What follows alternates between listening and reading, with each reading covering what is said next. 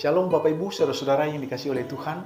Selamat pagi dan salam sehat bagi kita semua. Puji Tuhan, pagi hari ini kita berjumpa kembali dalam program Renungan Harian GKPO Halim Perdana Kusuma. Sebelum kita memulai kegiatan kita sepanjang hari ini, saya mengajak saudara-saudara untuk menyediakan waktu sejenak untuk membaca dan merenungkan firman Tuhan. Mari kita awali dengan doa. Tuhan, terima kasih. Pagi hari ini kami bersyukur kalau kami boleh ada semua karena kemurahan Tuhan. Saat ini sebelum kami memulai kegiatan dan aktivitas kami Bapa, kami rindu membaca dan merenungkan kebenaran firman Tuhan. Ya Roh Kudus, bimbing kami, berikan kami pengertian dan pemahaman, serta kemampuan untuk mengerti dan memahami, melakukannya di dalam kehidupan kami hari lepas hari. Terima kasih Tuhan, dalam nama Yesus kami berdoa. Amin. Ratapan pasal 2 ayat 18-22. Saya membaca bagi kita di ayat 18 demikian. Berteriaklah kepada Tuhan dengan nyaring, hai putri Sion. Cucurkanlah air mata bagaikan sungai siang dan malam. Janganlah kau berikan dirimu istirahat, janganlah matamu tenang. Tema renungan bagi kita saat ini adalah pengharapan di tengah penderitaan. Bapak Ibu, saudara-saudara, manusia, saudara dan saya merupakan makhluk sosial yang diciptakan Tuhan. Makhluk yang kompleks dengan berbagai macam perasaan dan emosi yang menyatu di dalam diri kita. Kemampuan untuk merasakan dan mengekspresikan emosi merupakan salah satu ciri khas yang membedakan kita manusia dengan makhluk ciptaan lainnya. Kitab Ratapan yang kita baca ditulis oleh Nabi Yeremia, di mana isinya melukiskan dan menggambarkan hal yang memilukan tentang kehancuran Yerusalem serta kesedihan umat Tuhan, umat Israel atas kondisi buruk yang saat itu mereka alami.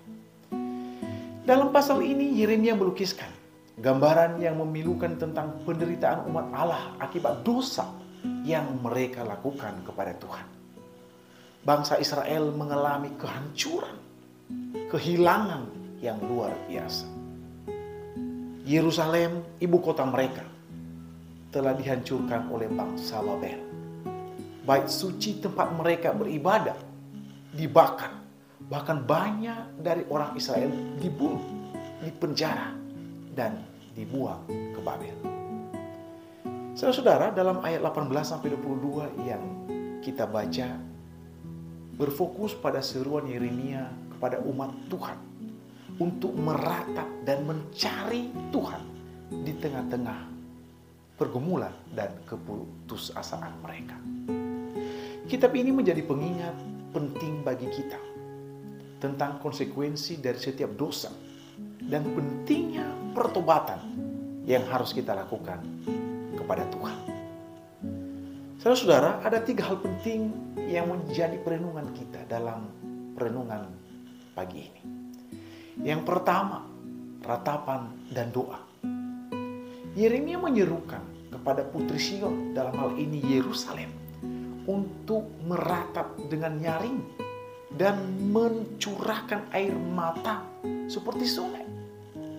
Ia mengajak umat untuk tidak beristirahat dan mengangkat tangan kepada Tuhan di dalam doa. Artinya apa?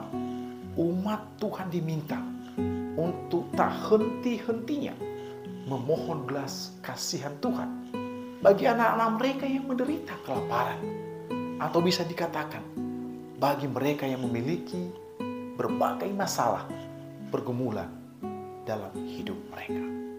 Yang kedua, kemarahan Tuhan. Yeremia menggambarkan murka Tuhan yang seperti api yang menghanguskan segala sesuatu di Yerusalem. Dia menunjukkan bahwa penderitaan umat adalah akibat dari dosa yang telah mereka perbuat, di mana mereka memilih tidak taat kepada Tuhan. Dan yang ketiga, pengharapan. Meskipun Yeremia melukiskan gambaran yang kelam, dia tetap menawarkan secercah harapan bagi umat Tuhan yang dia layani. Dia mengingatkan umat bahwa Tuhan setia dan penuh kasih sayang. Tidak saja hanya kepada umat Israel, Yeremia menyerukan hal ini, tetapi saat ini juga kepada Bapak, Ibu, Saudara, dan saya. Dia mengajak mereka, setiap umat Tuhan dan kita, untuk kembali kepada Tuhan dan mencari pengampunan yang daripadanya. Saudara-saudara, bagaimana kita menerapkan firman Tuhan ini dalam kehidupan kita? Hal yang pertama, kita ingat bahwa betapa pentingnya meratap dan berdoa kepada Tuhan. Saat kita mengalami penderitaan, pergumulan dan persoalan hidup, kita perlu meluapkan kesedihan dan rasa sakit kita kepada Tuhan melalui ratapan dan melalui doa kepada Tuhan. Ini adalah cara untuk mengungkapkan iman dan kasih kita, serta bukti dari ketergantungan kita kepada Allah. Yang kedua, kesadaran akan dosa. Penderitaan sering sekali merupakan konsekuensi dari dosa kita.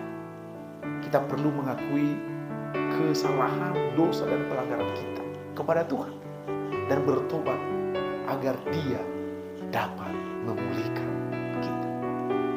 Dengan demikian, Bapak, Ibu, Saudara, meskipun kita menghadapi situasi yang sulit, firman Tuhan pagi ini mengingatkan kita agar tidak boleh kehilangan pengharapan.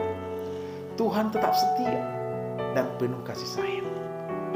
Dia akan menolong kita dan memberikan kita kemampuan untuk melewati masa-masa sulit. Ketika kita mengalami penderitaan, penting untuk mengungkapkan kesedihan dan keputusasaan kita kepada Tuhan.